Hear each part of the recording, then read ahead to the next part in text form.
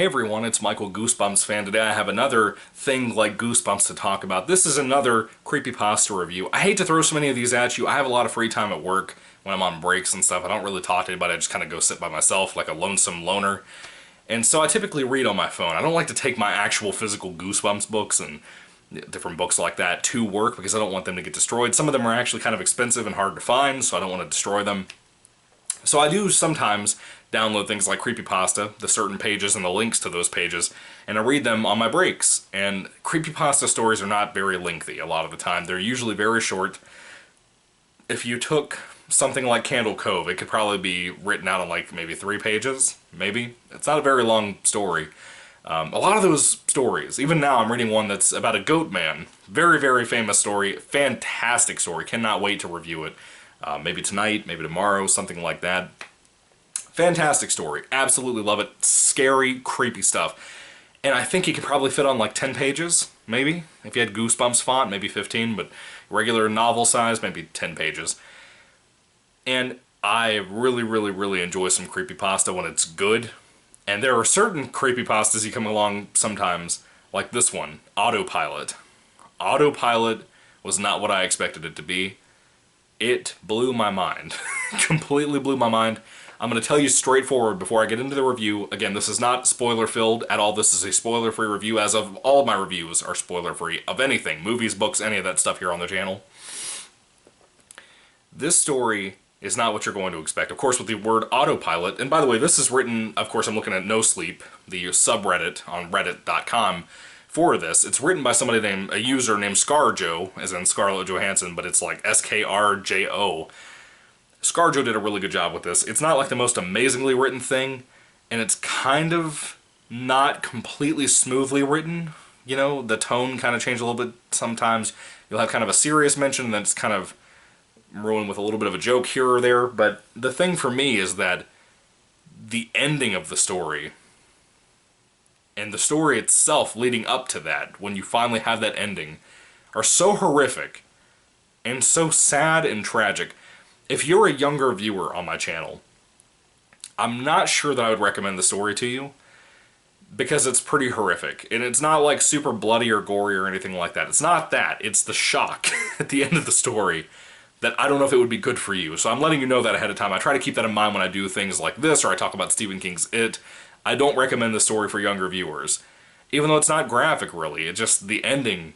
I don't know how kids would handle that, especially kids who are exposed to like early Goosebumps, like elementary school kids. I don't know if they could handle that, but at the same time, kids nowadays are not kids like we were back in the day, in the 90s. So it's up to your parental discretion if you're watching this and you want your kids to experience this. But anyway, Autopilot really messed with me, big time.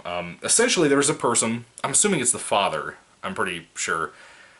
There's a man that's talking, I guess it's a man again, it might be a woman, I'm pretty sure it's a man, talking about how, you know, he's kind of talking about his day and this idea of autopilot. I assumed that the word autopilot was applied to some kind of, you know, airplane type thing, right? Because that makes sense. And I had heard little things here and there online that talked about the title being so crazy and the ending of the story being so crazy, even though I didn't have it spoiled for myself. But people kept saying like this had happened before. I assumed immediately going into this that it was about the Malaysia Airlines type thing, or a precursor to that that ended up predicting something like that. I thought maybe it was something along those lines. It was not. This is about a guy just talking about his daily routine and how you do these things like brush your teeth, try to get it within a certain time frame, you get in the shower, try to get that in a certain time frame, and your body and your mind get so used to doing this in a weird psychological manner that it becomes an autopilot, kind of built into your general human nature. It's almost like a God-built thing on you, because your body just gets used to that. Your body gets used to you sleeping 6 hours versus 8 hours. All these different things. The different stops you have to make in the morning. Dropping off your kids, doing this or that. And what happens when that gets interrupted by just something weird, like forgetting your cell phone, or, I don't know, not drinking coffee that morning. Something weird like that that interrupts that autopilot. It goes from autopilot engaged to autopilot disengaged. I know it sounds weird how I'm describing, especially to younger viewers who might be sitting through this review, but for us adults, and maybe even for teenagers for that matter, who are getting ready for high school and all that stuff, we all can relate to this. And if you're an adult who has, you know, a family or kids or anything like that, I think you can relate even more to that whole premise. and the story takes such a horrific turn in the finale, and I love how it builds up to that, because you don't see it coming. When you reread it and you think back, you kind of understand how it got there. I know this all sounds like gibberish, but it's fantastic. I was really impressed. Again, it's not the most impressively written thing ever, but ScarJo did a really good job, in my opinion, with crafting this and making me unsuspicious towards the whole thing. It was genius, and it wasn't like some crappy, like, typical creepypasta ending, like, oh, it turned out I'm the killer. You know, it wasn't something like that. It was actually kind of clever for something written on the internet, just out of nowhere. I'm not sure how much the writing style, like the punctuation, capitalization, all that stuff, I'm not sure how much that was intentional. But regardless, again, one thing I always argue about creepypasta that are written like this, where it's just somebody kind of rambling or anything like that, it feels realistic. And the finale of this one, it blew my mind. I thought it was a crazy, crazy story. Felt almost like a Twilight Zone type thing. Even though it wasn't written to that standard or written as a story of characters talking or anything like that, it was so clever that it felt like something Rod Serling would have done. So, I recommend Autopilot. If you haven't read this creepypasta before, if you want something really cool and different to read, I could not recommend Autopilot enough. It is fantastic, one of the best out there. It's not spooky or eerie or atmospheric in the sense of like Candle Cove, which is my personal favorite at the current point of what I've read. It's not as great as that, but it's great for what it is. I definitely recommend it a lot. Autopilot's really shocking, and it's worth it. I think the humor there is a little bit worth it.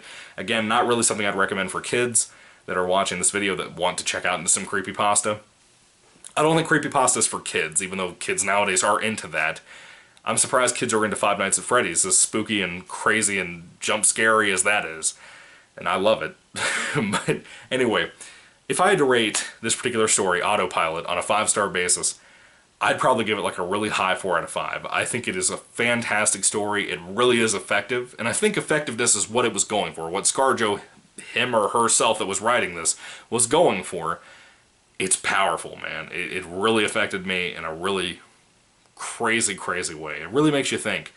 Especially someone like myself who's about to get, married and everything. It's wacky, man. Anyway, what are your thoughts on Autopilot? Have you read it? Did you love it? Did you listen to like an audiobook adaptation of this on, YouTube by Mr. Creepypasta or something like that?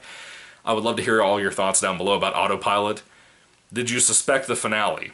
But please don't spoil it for other users. Please be very cautious in the comments about spoiling it for other people, because it was clever and I thought it needed to be appreciated the way it was. Anyway, what are your thoughts? Put them down below, guys. Again, high 4 out of 5 stars for me. I really like Autopilot. Thank you for watching. May the Lord Jesus Christ bless you guys today, and goodbye.